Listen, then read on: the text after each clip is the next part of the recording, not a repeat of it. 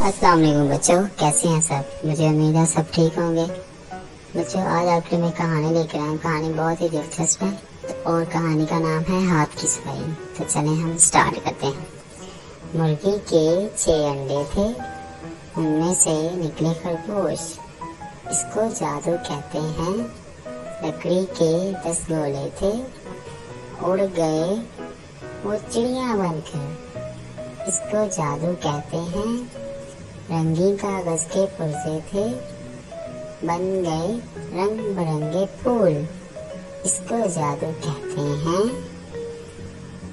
इल्मी ताश के 52 पत्ते, बन गए वो फूलों का हार।